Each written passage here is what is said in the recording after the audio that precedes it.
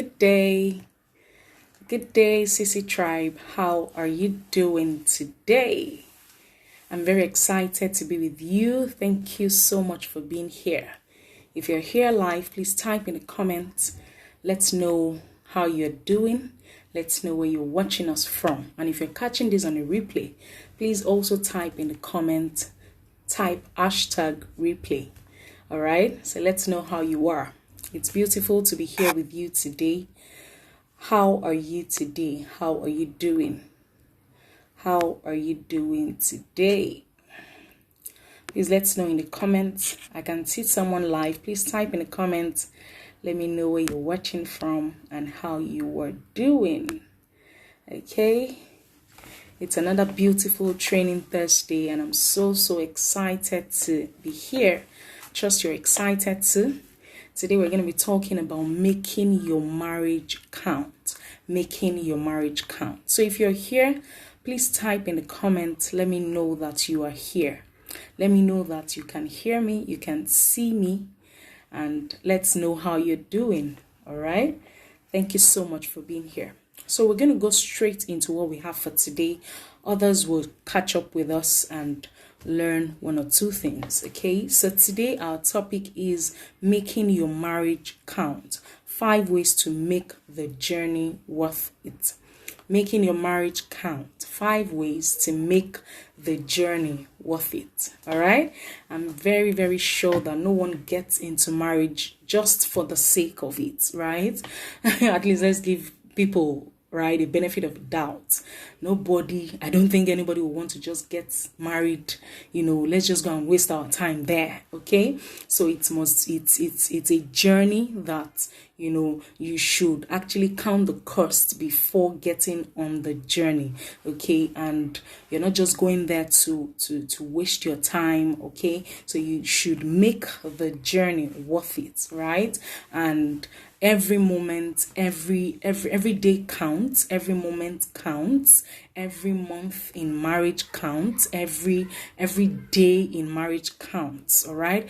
And so today we're going to be talking about 5 ways to make the journey really worth it. 5 ways to make your marriage count. All right. There's a portion in the scripture that talks about, how if one who wants to build a house would not first of all count the cost. All right. And so I put this also to you. Would you want to get married without first counting the cost, without first looking at what marriage really entails, without first trying to understand what marriage is all about, trying to understand where you are headed, trying to understand where you are actually going and how to get there. Okay, so today, please come along with me as we talk about 5 ways to actually make this journey worth it. All right. So the very first thing is that you should be guided by a vision. All right, be guided by a vision. So you don't just get married for the sake of getting married. There should be a vision. So you should begin with the end in mind. Begin with the end in mind, right? So have a picture of what you want to do in marriage. Okay, have a picture of where you're headed. There are many reasons people get married, right? Some people get married, okay, let's just have children. Some get married, let me start depending on you. You would foot my bills. There are many reasons, why reasons people get married. Okay, and this it's very important that you should set your vision from the very beginning. Set your vision. Why are we getting married? Okay? Why are we getting married? And it's just so important because it will determine your decisions along the line. It will determine your behavior along the line. It will determine how much commitment you would invest in your marriage. Okay, so begin with the end in mind. So I want to ask you that question. What is your vision? What is your vision in your marriage? Do you have a vision? If you do not, it is not too late. You can start with a vision. You can write your vision, right? There's a portion in the scripture, I think it's Habakkuk chapter 2. It talks about writing the vision and making it plain. All right. So write the vision and make it plain, make it clear. Make it clear, because if you do not know where you're headed, then getting there may be difficult. Getting there may be challenging. If you do not see yourselves in each other's lives, even in the future, then getting there would be challenging. And that's why sometimes it's easy for some people to just, give up on their marriage. It's so easy for some people to, say, I can't deal, like I'm done.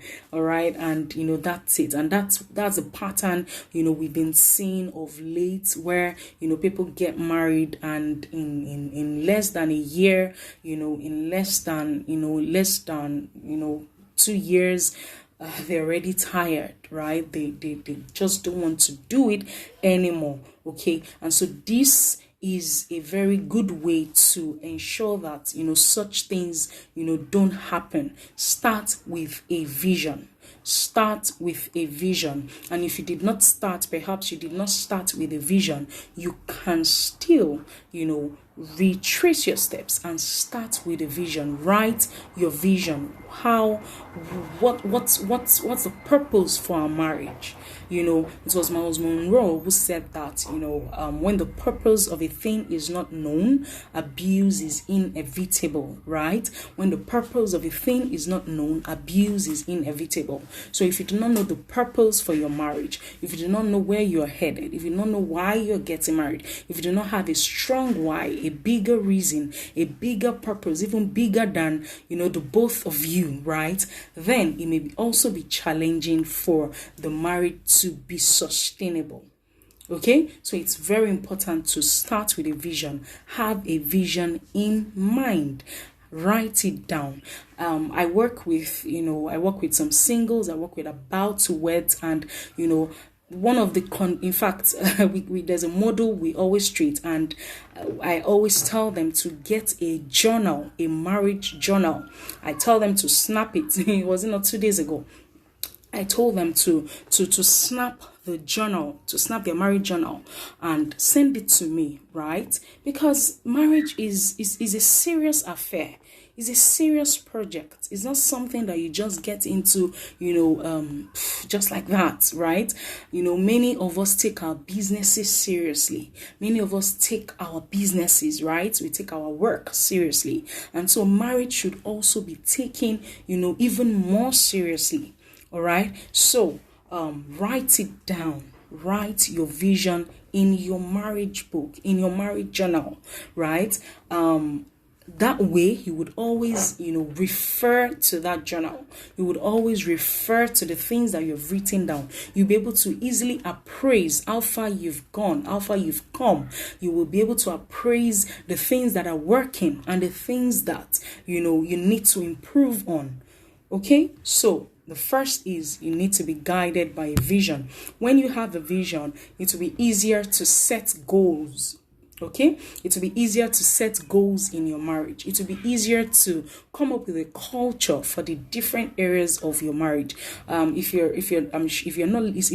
this isn't your first time of listening to me, I'm sure that you would already know that I'm an advocate for couples establishing or creating a culture, a customized culture for their marriage. And by culture, I mean how they want their marriage to run, how you want your parenting, for example, to run, how you want your finances to run, how you want your sexual life to run, how you want your relationships, internal and external, say with your friends, with your colleagues, with your in-laws. How do you want this to run? Because all of these have a direct impact on your relationship with your spouse, with each other in the marriage. So it's very important that you establish a culture. But before all of that, you need to have a vision. You need to have a vision. So ask your partner today, why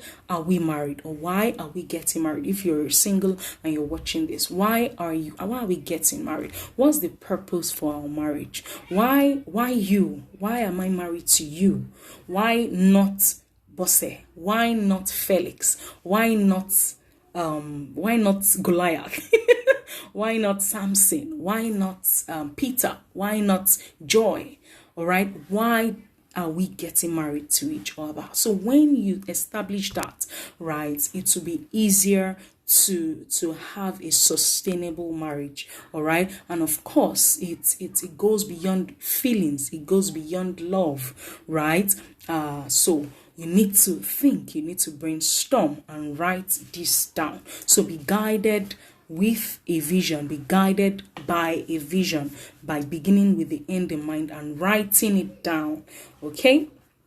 The other thing, the number 2 is that you should never, try as much as possible not to compare your marriage or your partner to another person or to another. All right. Comparison is a thief of joy in marriages. And let me be very honest, there are times that this would come up. There are times that you may or you would be tempted to want to compare your partner to another person, especially, when some of your expectations are not met, especially when, there are things that you would have loved that your partner does, but your partner isn't doing, but you know someone who is doing that same thing. All right. So it may be easy to want to compare, when your expectations are not met. And that is why communication is very important in marriage.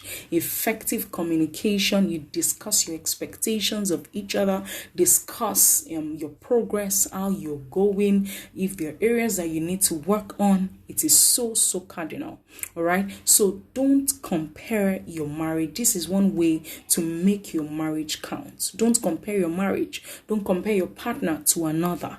All right. Because everybody is different. It will be very unfair to begin to compare your partner who has a different experience, who has a different background, who has a different upbringing, who has a different personality, who has a different temperament, who has a different goal, vision, purpose in life. And then you compare that person to another who also has, different, a different personality, temperament, purpose, background, upbringing, experiences. All right. So as much as possible, ensure that you do not compare your marriage or your partner to another. And this is why it is important that you both create your own customized vision, your own unique vision, your own unique culture, because that is what will guide your marriage. So when you're even seeing another marriage doing certain things, you're not moved because you are on a different path. That marriage is on a different path and you are on another path, right?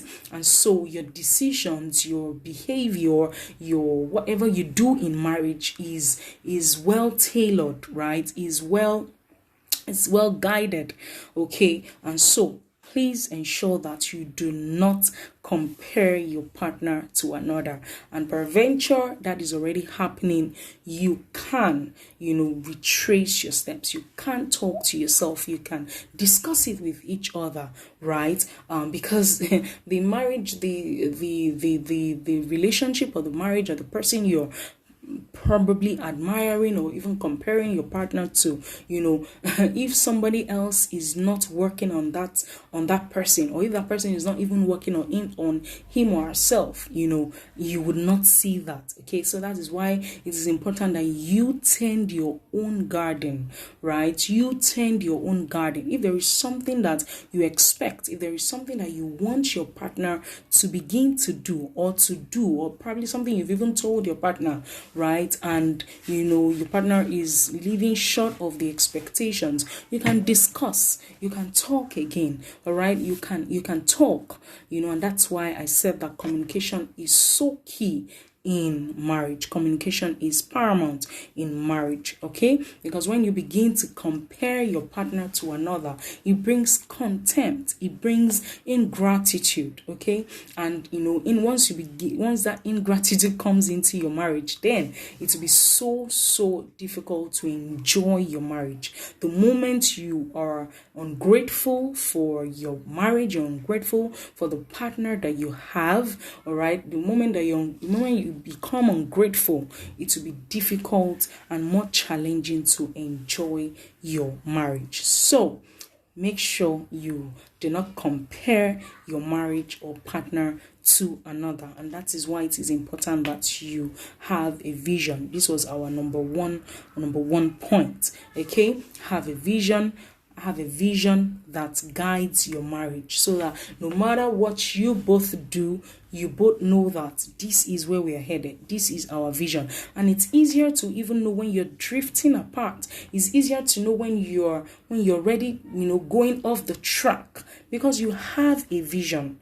So that's why it is very, very important. And of course, it is not static. We all evolve. Okay, so set your vision, and keep evolving, keep appraising it. Okay, keep appraising it. Like I said, once you've been able to set your vision, it'll be easier to set your goals. It'll be easier to set your culture around the different areas of your marriage. And of course, this is another aspect that you need to keep improving on, because you are different, because you perceive things differently. You have different perceptions of the different areas of your marriage. So it takes time to actually come to that meeting point. All right, it takes time to actually come to that meeting point. However, in marriage, you're not called to fix your partner, you're not called to change anyone.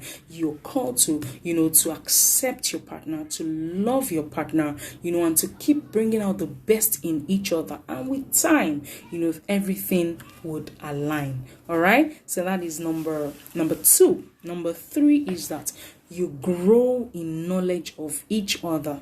Grow in knowledge of each other. Grow in knowledge of the marriage institution itself, and grow in knowledge of God, who instituted marriage. Okay, so this is number 3. It is actually 3 in 1. So grow in knowledge of each other. Grow in knowledge of the marriage institution, and grow in knowledge of the God who instituted marriage. Okay, because this is one way to make your marriage count. If you do not know, the more you know, the more you learn, the more you love. All right, so you can't love what you do not know. Okay, so it is very important that you grow in knowledge of your partner. Learn more about your partner. Learn to know what your partner likes, what your partner dislikes, how your partner loves to be loved. All right, the things that your partner detests. All right, and this takes it's hard work, and that's why it's this video is for intentional couples. If you're intentional, if you're an intentional husband and an intentional wife, then you are in the right place. All right, if you're just one who wants the shortcut, just the easy way out, this video is not for you. All right, so you need to grow in knowledge of each other. And of course, again, communication is so important. You need to grow in knowledge of the marriage institution. When you know what the marriage institution is all about, it will be easier to abide by, because life, we're all guided by principles, right? We're guided by principles. And certain, even in your school, right? I'm sure sure that, whether in a university, the university that you went to, or in your company or in your organization where you work, right? There are certain principles that guide that institution, all right? And those are the principles that would make it enduring, that would make it last, all right? And so it is important that you abide by those principles. And so marriage also has its principles. For example, marriage cannot exist in isolation. Marriage works better in a partnership. Marriage is partnership, all right? Marriage is partnership. It is not just about one person. It is two people who are working together, towards an agreed vision, right? Because two cannot work together except they are in agreement. Okay, so there are several principles that guides marriage, and this you need to be aware of and be guided by. So you need to grow in knowledge of your partner.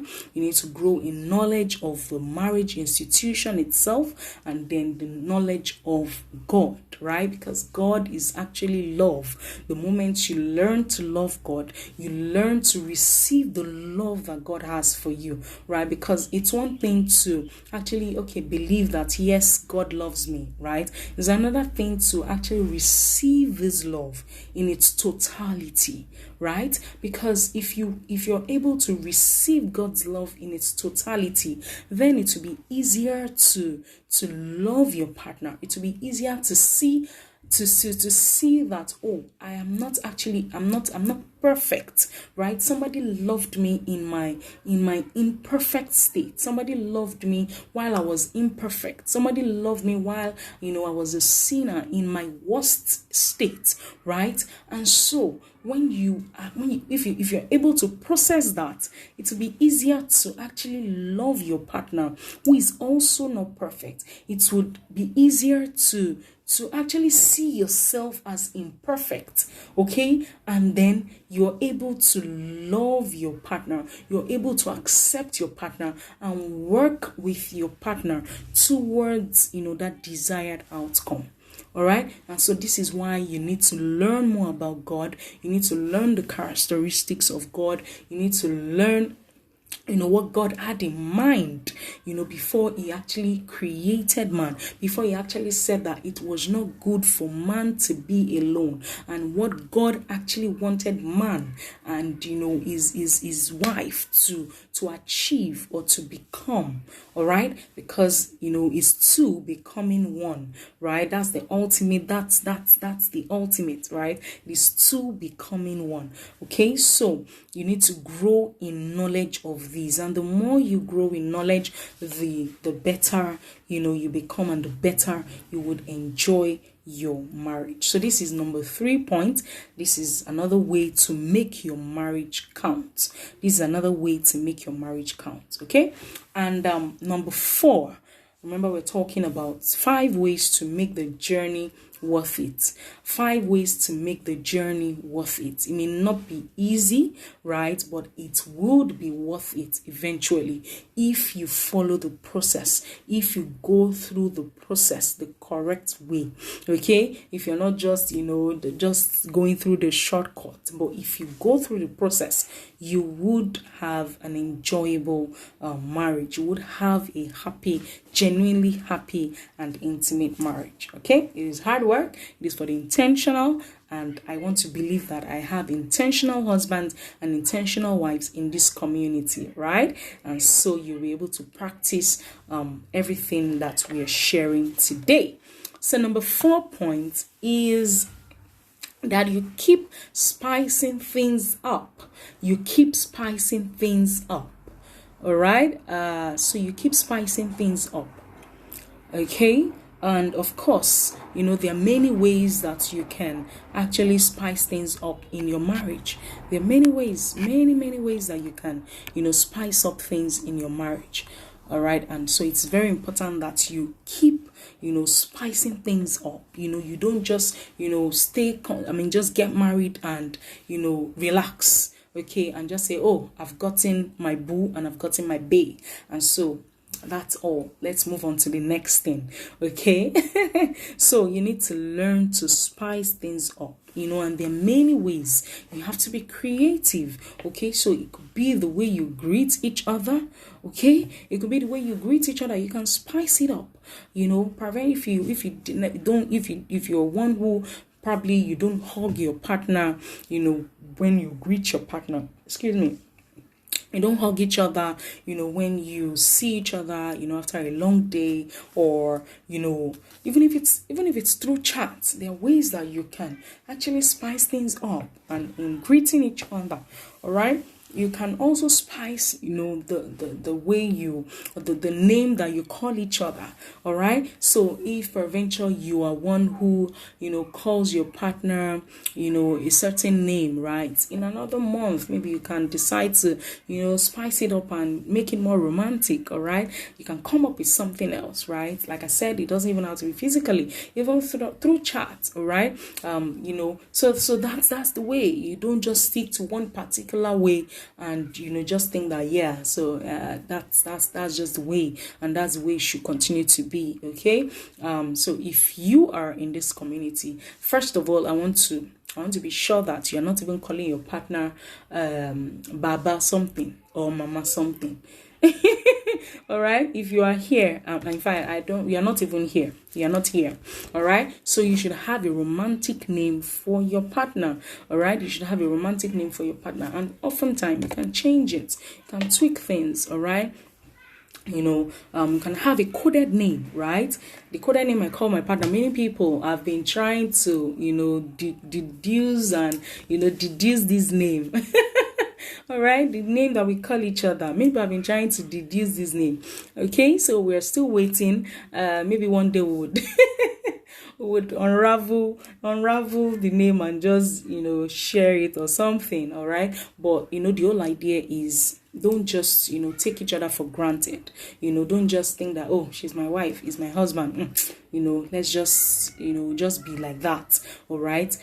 Have some regard, have some extra love. Okay, show some love. All right. Sometimes when you're chatting, tease each other. All right, tease each other. All right. So even though we have a name, a code name for each other, when we are chatting, for example, there are names that we also call each other. I can say babes, you can say I can say bobo, you can say sunshine. So that's the whole idea. You don't just stick to one name because that's what we are used to. All right, you need to spice things up. Remember, number 4 point to make your marriage count is to spice things up. And you can spice things up by the way you greet each other, the name you call each other, the way you love each other. All right, if you are someone who peradventure you know your love language of your partner, right? You can the love language of your partner. Many of us have a primary love language and a secondary love language, even though we all love to be shown love in the 5 different ways, right? According to Gary Chapman talks about 5 love languages, right? And I'm sure that you should know this, right? For the sake of those who may be watching this and do not know, I'll list them again. So the first is particular order. We have quality time, we have acts of service, we have gifts, we have words of affirmation, and then we have touch. All right, so there are some people that once you touch them, right, sexual touch, non-sexual touch, they feel so loved, they feel so warm, right? There's some people that when you show you buy gifts, you get gifts for them, they feel so loved, more than even when you tell them I love you, right? There's some that once you praise them, you encourage them, you affirm them, they feel so loved. All right, and some is act of service, helping them out, right? And the last is quality time, by spending quality time with your partner. So you can spice things up. If you've been showing love in a particular way, you can tweak it. There are creative ways to show love. You can surprise your partner today. You can if for example your partner's love language is gifts, right? If you've been getting getting a particular kind of gift, you can tweak things up and get another kind of gift. And in fact, this time you can make it in form of a surprise, make it in fact like let your partner not even expect it. Okay, so these are ways to spice things up. These are ways to make your marriage count. Your marriage will not be boring, to not just be the same way. All right, so you can spice the way you give to each other. There are many ways to spice up your marriage. All right, and so it's very important, right? Even in the bedroom, you can spice things up. If you're used to a particular position, you can change your position. You can do blowjob today. You can, do something else tomorrow. Give head tomorrow. You can. There are many ways to, to make, your marriage enjoyable, right? By the way, I use some terms there.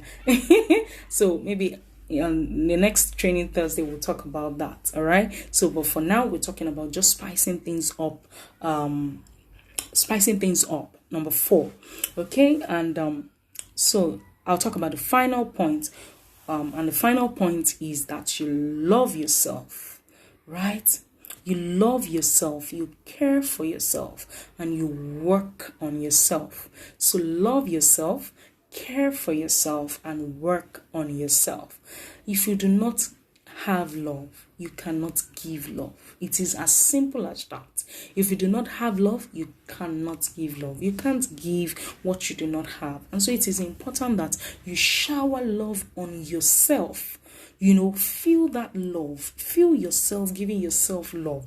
Take care of yourself. Care for yourself, right? So that you are energized, right? You are energized. You're not depending on, you're not waiting until my partner tells me that she loves me, until my partner tells me that he loves me, until he gets gifts from me, until he does this, until he does that before, I feel loved, or before, I would even be able to show love. Show yourself love.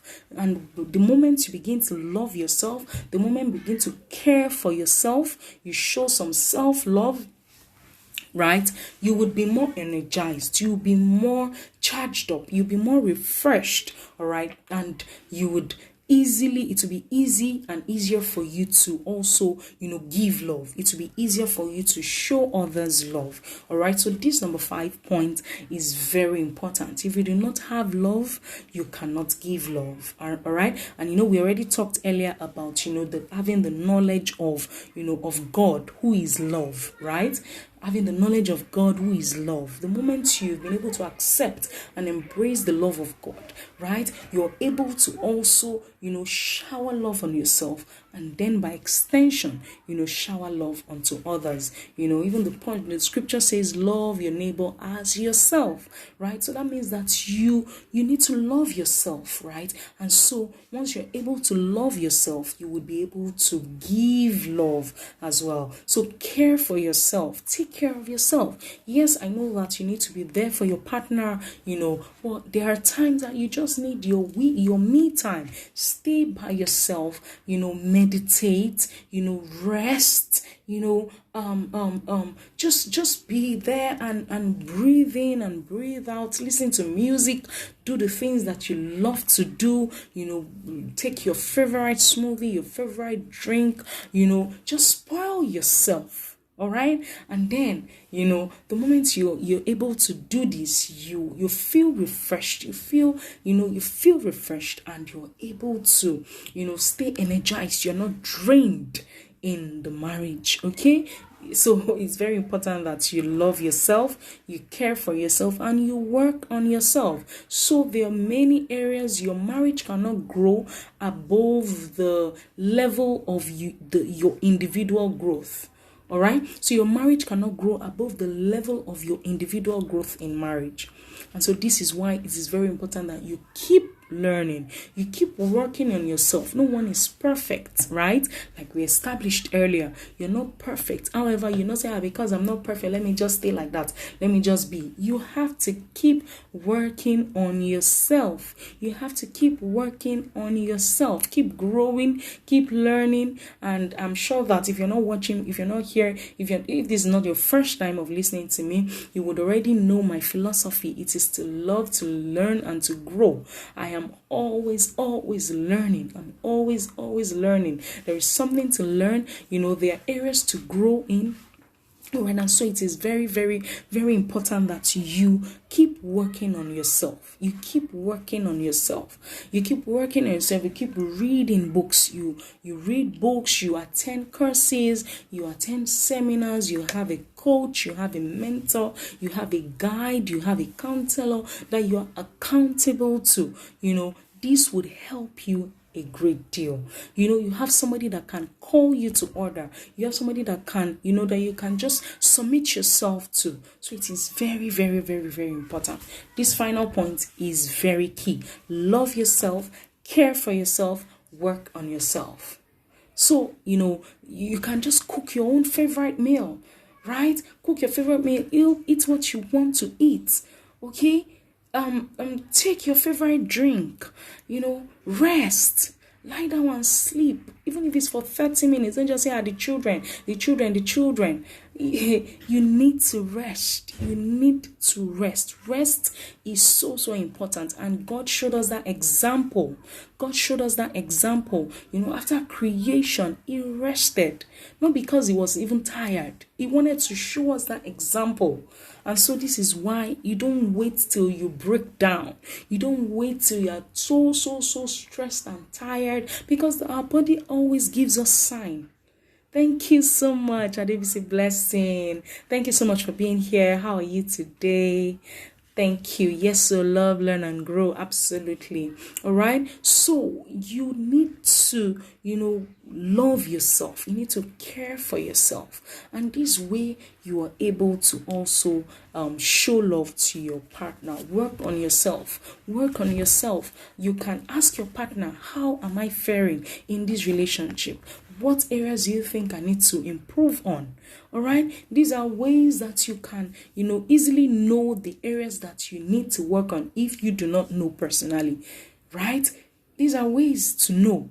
So it is so important. I remember it was the time we were having our appraisal, and then we're talking about the areas that we needed to work on. And, my partner was telling me that sometimes when it corrects me, that I'll just think that there's a way that I will just do my face and everything as though is attacking me and everything, you understand. And from there I was able to take that feedback, right? And I'm still a work in progress. All right. So everyone has an area that they're working on. Everyone has an area that they still need to learn and grow and improve on. All right. So, I put this to you today. You need to learn, you need to love, and you need to grow. Your marriage cannot grow above your level of individual growth. Otherwise, it will just remain stagnant. Your marriage will remain stagnant. Your marriage will just be the same way.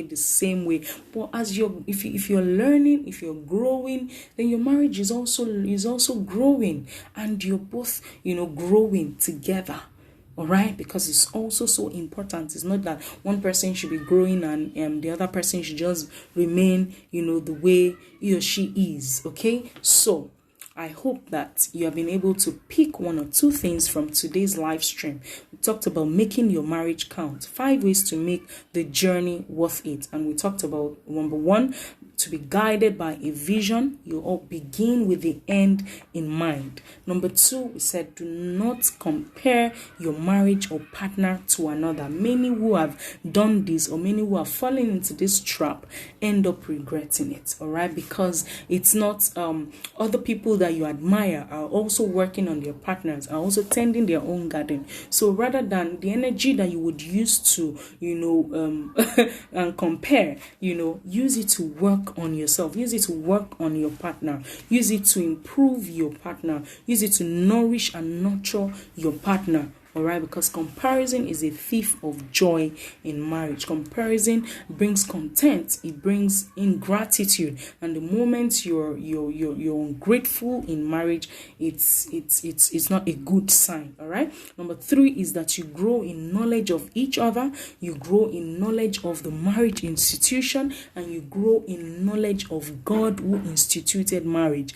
This is another way to make your marriage count, all right? And number 4 is that you keep spicing things up. Keep spicing things up. The way you greet each other, the name you call each other, the way you love each other, in the bedroom, in your living room. There are ways to just, it doesn't even have to be something so big. It might just be something little, but ensure that you're always spicing things up in your marriage. You're always, of course, by spicing things up, it means that just creating a little change, creating a little tweak here and a little tweak there, okay? And the final point is that you love yourself, you care for yourself, and you work on yourself. Personally, love yourself. Show yourself self-love, right? Care for yourself, and then work on yourself. So, and like I said, if you do not know areas that you need to work on, you can ask your partner, how am I faring? What do you not like about me? Be very open, be humble, be humble. It's better you get the rebuke, or they said open rebuke is better than secret love, right? It's better you get the rebuke from inside, in from your partner, right? And you become a better person than to get embarrassed outside, all right? So by all means, learn from each other, help each other, bring out the best in each other. Be very open and teachable.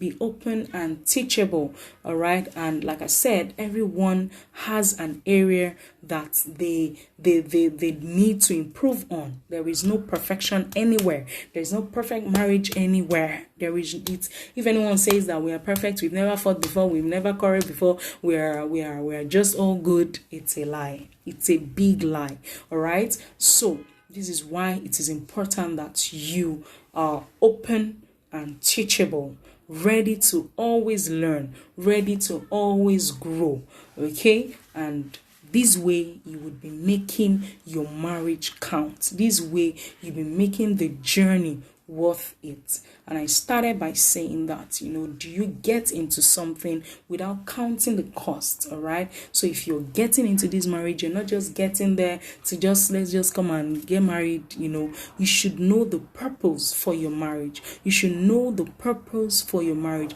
You should know why you're getting married, or why you got married to your partner. Why not another person, but why your partner? And this will guide your vision. All right. And like I said, without a vision, it's the marriage will just be anyhow. Let's just take it as it goes. Let's take it as it comes. You just wake up in the morning, in the night, sleep, go to work, come back, and it's the same thing every day. And that's not what it is supposed to be, because if you're coming together, it's a partnership, all right? And you're in that marriage even for a bigger purpose, right? Even bigger than yourselves, okay? And so you should identify this and write this down. Have a marriage journal. Ensure that you have a marriage journal. It can be a diary, like this, or a journal. It can be anything, but make sure that it is strong and durable, so that you can always refer to it. It becomes a blueprint for your marriage that you can always refer to. When you're doing your appraisals, you can refer to it. We have about 3 diaries, right, that we've had since 2011 till date, and we keep updating, all right? We keep appraising, because we all evolve.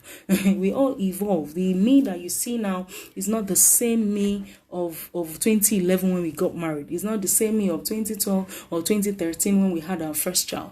It's not my husband that you see today is not the same him that you saw in 2011 or 2013 or 2015. We keep evolving, and so it's important that you're discussing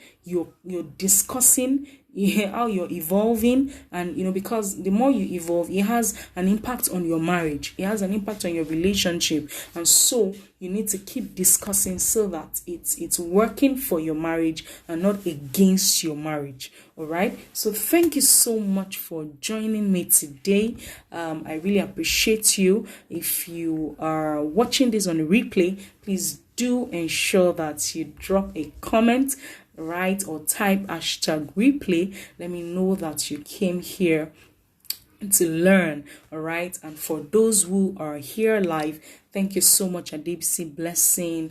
Thank you so much for being here, and I hope that, and I wish you the best in your marriage. I know that you would make your marriage count. Your marriage would be worth it. The journey will be worth it. It will be enjoyable, and you will be genuinely happy in your marriage. You will be genuinely happy and intimate in your marriage. Thank you so much. Till I come your way next time, keep learning, keep loving, and keep growing. So please ensure that you also invite people to this community to learn. All right, please invite as many as possible to learn, here, so that we can together, improve and enhance, boost intimacy and happiness in our marriages. And by extension, we are reducing the divorce rates. We're reducing the divorce rate to the barest minimum. We're increasing, happiness. We're increasing, enjoyability quotient in our marriages. Thank you so much. And if you've not gotten my book, Start Right, which you can see up there, what are you waiting for? You can use it as a wedding gift. You can, gift it. If you're a parent, you can read it. If you're a counselor, you can read it. If you're a student, you're a youth, you're married, this book is a rich book that would help you, put structures in place. It will help you put structures in place for your marriage, because nothing happens by accident. Nothing happens by chance. Nothing happens by chance, including your marriage. All right, you have to create the system. You have to create what you want to see in your marriage and work towards it, right? So thank you so much. If you need that book, or if you have not gotten it, ensure that you reach out to me, and or I can even drop it in the comments on how you can get the book. By the way, it's even going to be on sale, and I think next week, because on the 1st of September, the book is going to be 1 year. And so we're going on sales, right, for the book. And so if you have not gotten it, it will be an opportunity to get the book. So thank you so much. Take care of yourself. I love you. Bye for now.